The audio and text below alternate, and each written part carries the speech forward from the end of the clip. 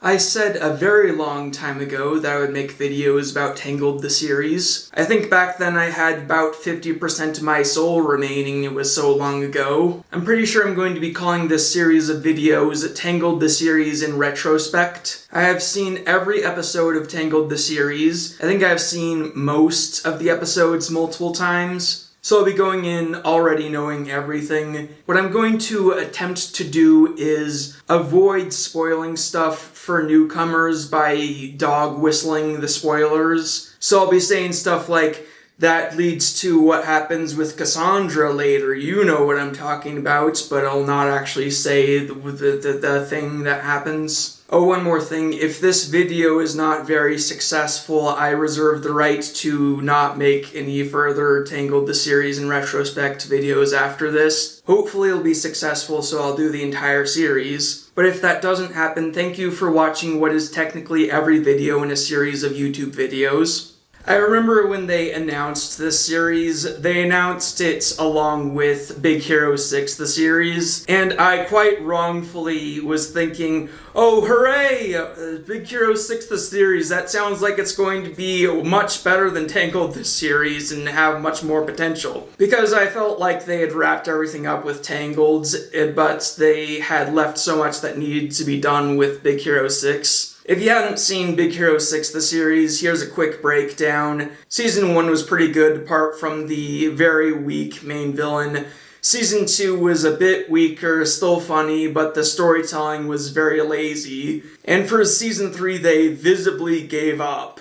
They might as well have written on the walls, we didn't even try. I love this show's art style. There's too many animated shows that think they need to make everything ugly in order for it to be funny. When I said I was anticipating Big Hero 6 the series more, in my defense, they made Tangled the series sound lame by saying it would be about Rapunzel learning to live with her parents or something like that. That's like 2% of what's actually going on in season 1 alone. And it's actually better than they made it sound. Her parents are super overprotective at first for very understandable reasons, and Eugene's trying to fight to be taken seriously, but they don't stretch that out for too long and don't have too many episodes about that. It is actually a seldom seen thing with Disney princesses for them to actually show you the princess struggling to adjust to life as a princess, because there's some of them that weren't raised as princesses and have to play catch up. There's a little bit to that. There's still a few things that I feel went missing, like her having to learn how to manage an economy, but that probably wouldn't have made a very entertaining episode. They could have just said, oh, and also she's been learning how to run things between episodes. Is this happily ever after? After all. No pressure, just introducing myself to the most important people in the world. The way she's doubting whether or not this is her happily ever after makes sense, but doesn't really ruin the ending of the movie. Because what's really going on is she has a long way to go to adjust to this. Thankfully, they did not go with the direction of, actually, this is all horrible, which would make you look at the movie's ending differently. I made a short a while ago called Why DreamWorks Sequels Work and Disney Sequels Don't, and basically what I was saying was animated films tend to begin with an unacceptable status quo and end with an acceptable status quo. What DreamWorks sequels do is they say, yep, everything's been great since we wrapped things up in the first movie. However, that first movie's happy ending is in danger and we have to save it now. But what some Disney sequels have been doing is saying, actually, the first movie's ending led to only disaster and suffering, so we need to do something completely different. And the audience is thinking, but I liked the first movie's ending. Time to go! I forgot that she did that. I should have been hating her for this whole entire time, specifically for that above all else.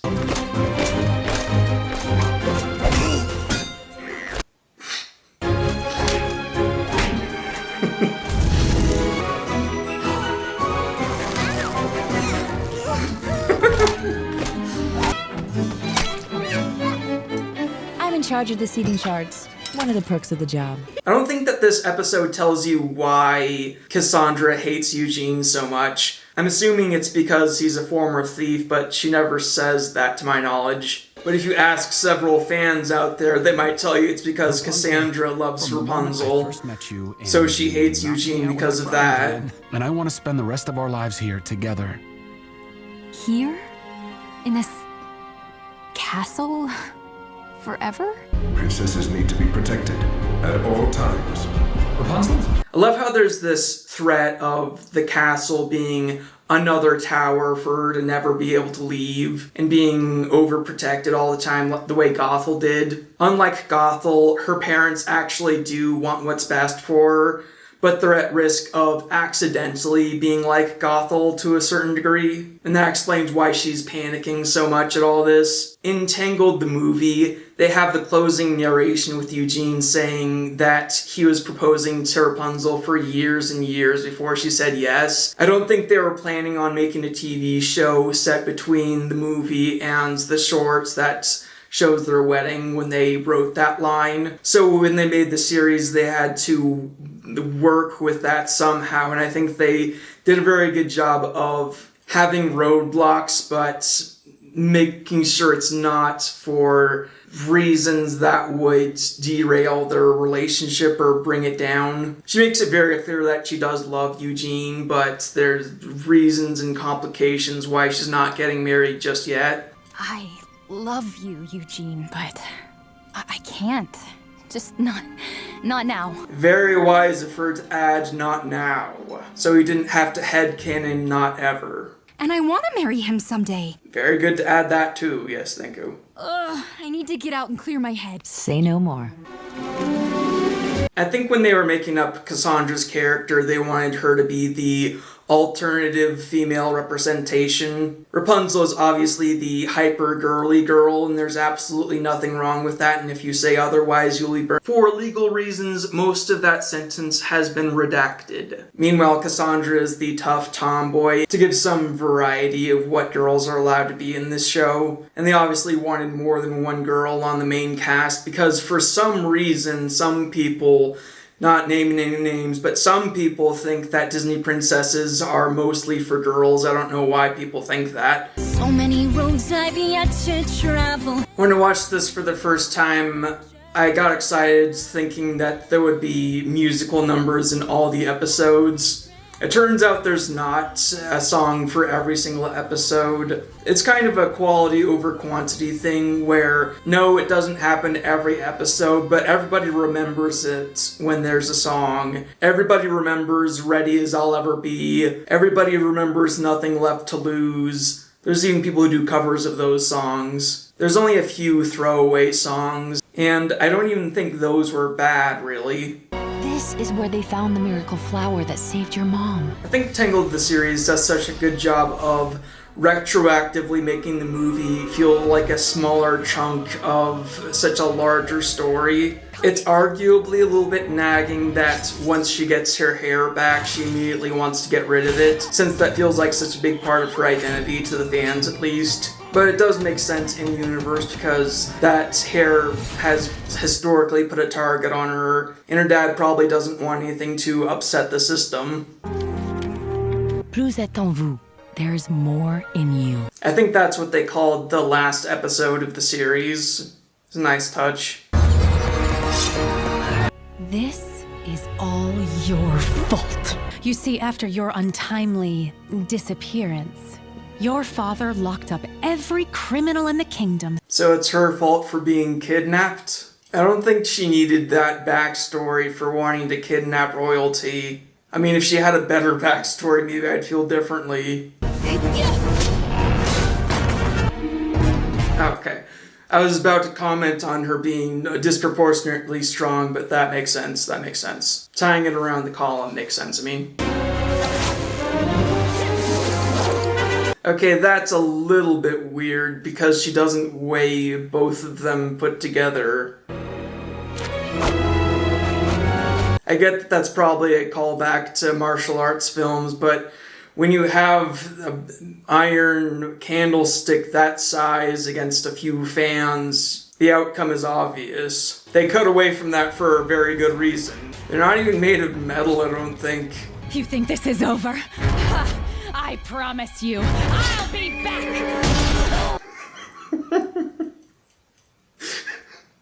No, you're a villain of the week. Don't get delusions of grandeur. You touched a mysterious rock that somehow caused your hair to return. It's like the 12th least believable thing that's happened in the past few days. Rapunzel, I love you. The night you were taken, a part of me died.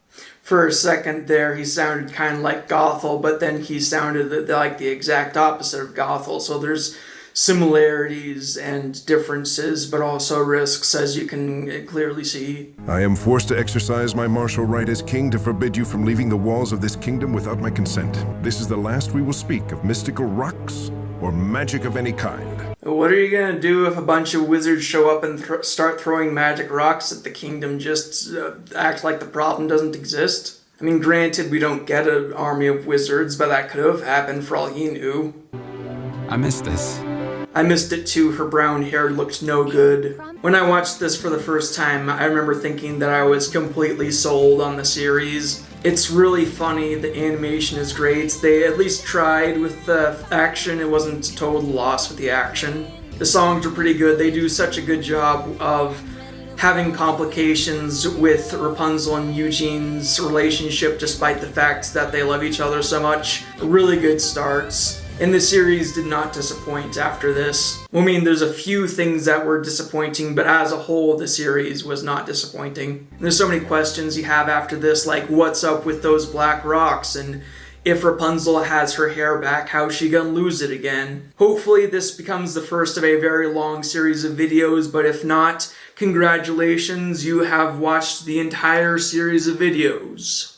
Before Ever After was a longer special, so that one got its own video, but the other episodes aren't that long, so I might be doing 2 or 3 episodes at a time with these videos, perhaps. But if I continue this, I'm going to be juggling it with other stuff, so if my next video is not another Tangled the Series in Retrospect video, that might not mean the series is cancelled. So remember to like, comment, subscribe, ring the bell, and hope that this series continues.